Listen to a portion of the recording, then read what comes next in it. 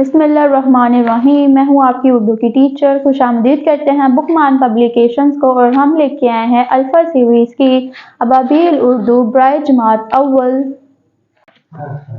अस्सलामुअलैकुम, कैसे हैं आप सब? उम्मीद करती हूँ कि आप सब अच्छे और मज़े में होंगे। तो चलिए आज के दिन का आगाज़ करेंगे हम आज के सबक को पढ़ के, जो कि है हमारे पास सबक नंबर 7 और उसका नाम है सेहत व सफाई।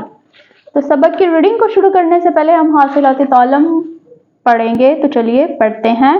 इस सबक की तदरीस के बाद आप इस काबिल हो जाएंगे कि कौमी ज़ुबान में सादा कहानी सुनकर तफ़हीमी सवालात के जवाब दे सकें, अरकान मिलाकर अल्फाज बना सकें, तस्वीर देखकर उनमें मौजूद अशिया के बारे में बात कर सकें, हरकत की अलामत ज़बर, ज़ेर, पेश, मद, शद वगैरह के दरमियान फ़र्क कर सकें, खत्मा सख्ता की पहचान कर सकें, कमरा जमात के कामों में नज़्म व ज़ब्त का मुज़ाहिरा कर सकें।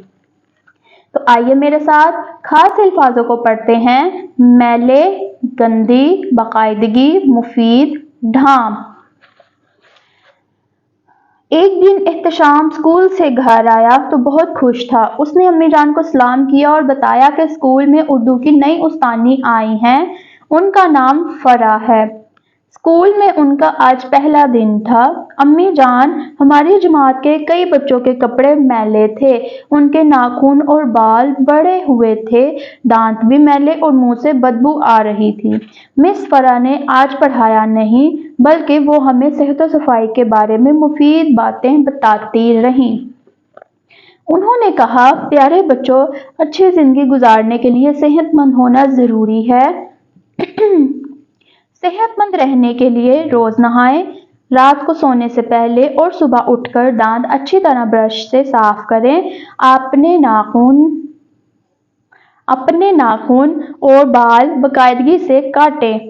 साफ कपड़े पहने, खाने पीने की चीजें ढांप कर रखें। बाजार से गंदी चीजें लेकर मत खाएं। खाना खाने से पहले और बाद में हाथ मुंह जरूर धोएं।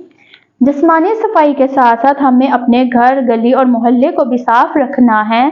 बच्चों, अगर हम इन सब बातों का ख्याल रखें तो बहुत सी बीमारियों से बच सकते हैं। एहतशाम की अम्मी ये बातें सुनकर बहुत खुश हुई और कहा, शाबाश बेटा, उन बातों को हमेशा याद रखना और इन पर अमल करना। तो जी मेरे बच्चों, क्या आप जानते हैं अच्छी जिंदगी गुजारने के लिए सेहतमंद होना जरूरी है।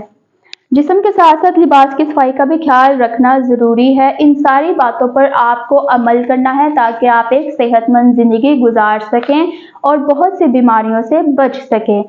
तो चलिए मेरे साथ अगले सबक की तरफ, लेकिन उससे पहले मैं उम्मीद करती हूँ कि आपको इस सबक के अल्फाज आसानी समझ आए होंगे और आपको इसकी रीडिंग पढ़ने में मज़ा आया होगा, क्योंकि इसमें बहुत सी ऐसी बातें हैं जो कि जिन पर अमल हमें करना चाहिए। तो चलिए मिलेंगे अगले चैप्टर की रीडिंग के साथ। तब तक के लिए अल्लाह हाफिज।